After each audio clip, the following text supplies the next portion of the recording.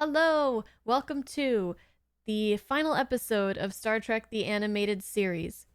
This is Season 2, Episode 6, The Counterclock Incident.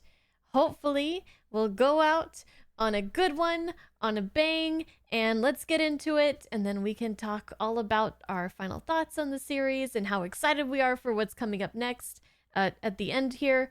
So let's do it. Thank you guys for watching, and enjoy this final episode. The Enterprise is on course for the planet Babel. Babel. Commodore Robert April, first captain of the USS Enterprise. Now 75 years old, Commodore April has reached mandatory retirement age. First commander of the Enterprise. To me, she was always like my child. I was there in the San Francisco Navy Yards when her unit components were built.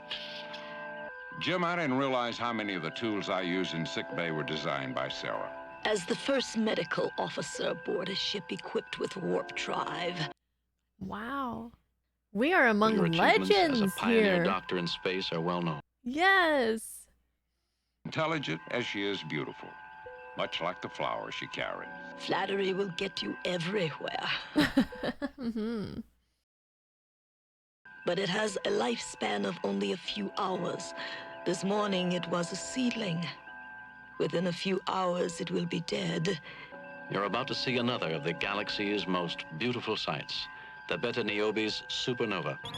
It is beautiful. Sensors are picking up an unidentified object, traveling at an incredible speed, presently on collision course with the Enterprise, at a speed that should be impossible to achieve. But who would have the technology to build a ship that could travel at such a speed? No known race, Captain. Whoa. It is apparently heading for the heart of the Beta Niobe Nova. I want to talk to that ship's captain. Captain, that ship is not responding. Mr. Sulu, put a tractor beam on that ship. It has dropped to a speed of warp 32. Warp 32? Jeez. Hello. She's talking backwards. Run that message through the universal translator, Lieutenant Uhura. The woman is speaking in the same universal language we speak, but she is speaking in reverse.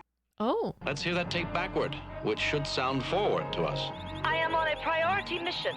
Release my ship at once or I am doomed. Captain, the engines are buckling.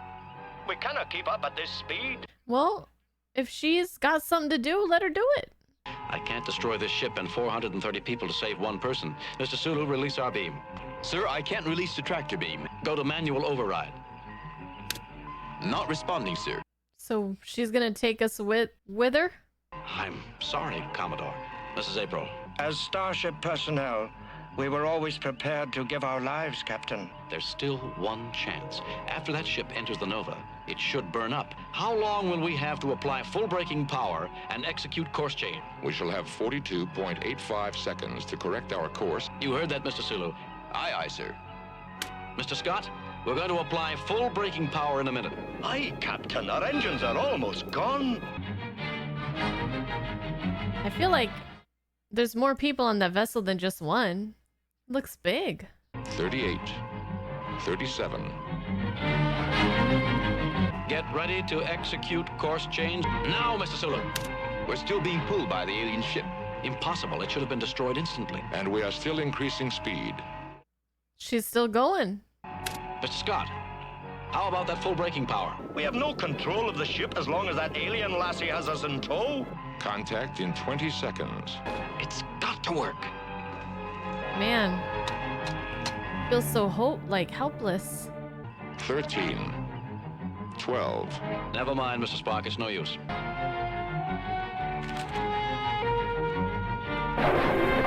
Whoa! We're still here. Where'd that ship go? What? Where are we? That's a good question. We're going backwards.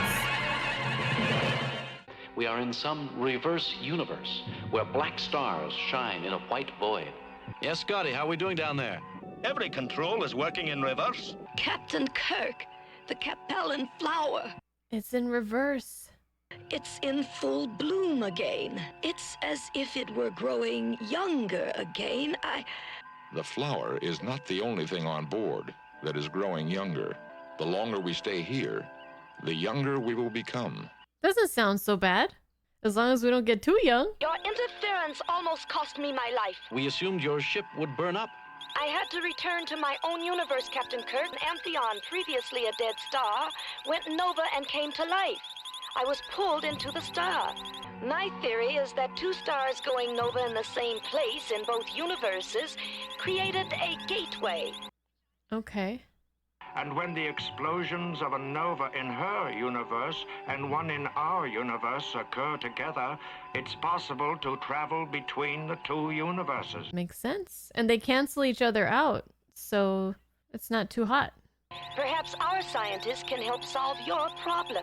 We are proceeding to Carla V's planet, Arret. We're going to another planet in another universe.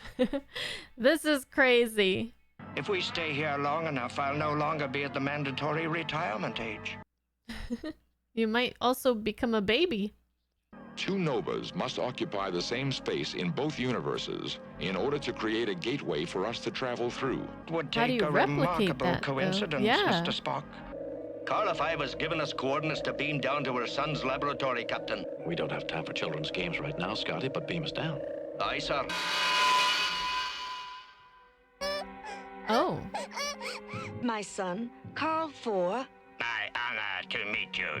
I was wondering if he was going to be older than her. Your descendants are born before you, and your ancestors are born after you. What? Child in the playpen. My father, Captain. What? But we must discover a way to return to our positive matter universe. This is a map of our galaxy. Apparently, the two universes occupy the same space, but in different dimensions. Mm-hmm. You'll see the Milky Way. By superimposing both star maps, we will see where two stars occupy the same place in both universes. If stars begin as dead stars here, then we could bring one to life prematurely. Yes, we could act as a midwife giving birth to a star. A midwife giving birth to a star. Your ship isn't capable of such a speed. You are welcome to use my ship, Captain. I have a crew of 430, Carla 5. Your ship is suitable for only a few people. Oh, I thought her ship was bigger than it is. But we could use it as an unmanned ship with our tractor beam attached. Mm-hmm. That's how we arrived here in the first place. Right. But any miscalculation anywhere along the way, and we'll be plunging tail first into a supernova. Well, how badly do you want to get back? Or would you rather stay in this universe? We have set course for a dead star in this antimatter universe. We just might get you to babble after all, Commodore. It only means the end of my career, Jim. Hmm. I want to wish you luck, Captain. We'll burn to a crisp or escape into our own universe. Thank you for the sacrifice of your vessel. It is a small sacrifice, Captain Kirk. Well, she's very nice and accommodating, even though we almost How much killed time her. before the youngest crew member returns to the time of birth? 18 minutes, 37 seconds. We shall all be children. And Captain, that also means we are losing our knowledge. They're getting younger. Why is it happening so fast? How is our course, Mr. Sulu? I don't know. What am I doing here? What is all this equipment? Lieutenant Uhura, report to navigation console. What do I do with these controls? Never mind. Spock, can you fill in for Sulu and Uhura? But who will fill in for you? What do you mean? As a Vulcan, I age the slowest. I will be capable of assuming They'll command. have to do everything. But even I will become too young to know what to do. All around, my crew are turning into children, unable to operate the Oh ship. my gosh, this is so fun. We will need to disconnect the tractor beam at the appropriate time. Well, it's a good thing we Tractor have those beam? old geezers on with us. They can help too. I must assume command. You are no longer able to command the Enterprise. Whatever you say. Mr. Spock, as long as I am aboard, I am Hey. senior officer. You are correct, of course. Commodore April, command is yours. I'm Captain April, Mr. Spock. We have to ignite that dead star if we're going home. Mr. Spock, you are still capable of following orders? Yes, Captain. This is fun. Arm Kala 5's vessel, Spock. Vessel armed, Captain. 3. Hang on. We're going right into the heart of the Nova. Look at her! They should have brought back the kid who did young Spock in yesteryear. The reverse aging process has stopped. But the Enterprise crew, they're all children. They can enter the transporter. It retains a memory of their original molecular structure. But what about us? We can remain young. You could command a starship once more. No, Sarah. I don't want to live it all over again. I couldn't improve one bit on what we've had together. Yeah, I mean, I'd probably be this. Well, I don't know. I might feel the same, I might not. It's hard to say. Might be nice to take a break. Lieutenant Uhura, would you relay it to Commodore April and his wife? We are reviewing his mandatory retirement and will consider his appeal to remain Federation Ambassador at large. Just because someone is 75 years old doesn't mean they're ready to stop giving service to the galaxy. I see your flower has blossomed again. Our trip into the negative universe gave it a second life. It gave all of us a second life. Oh. Oh, okay. I only have one complaint. That was one of the coolest premises that I can think of that we've had. We've had them growing old, now it's them growing young. And again, with this animated format, they can really go places where the original series episode has gone before. And it was so fun to see younger and baby Kirk and Spock and Uhura and Sulu, but I kind of wish that they just spent a little bit more time with them as the time constraints is, again, something to be lamented, but if only they could have spent a little bit more time. And I would have loved to see, even for just a moment, little Scotty and little McCoy. Oh, and Nurse Chapel. And I know they had Uhura in this episode, so it might have been weird if Emrys was in there as well, but her turning into a little lion cub would have been so adorable. But yeah, this was cool because we got to meet the first captain of the Enterprise, the first medical officer of a starship with Mr. and Mrs. April. And now I know why people, when they find out that my name is April, they're like, oh, how fitting. So yeah, now I know why. The fact that they had the flower that only lives for a few hours, I think she said, to show the time changing, its trajectory to reverse, was really neat.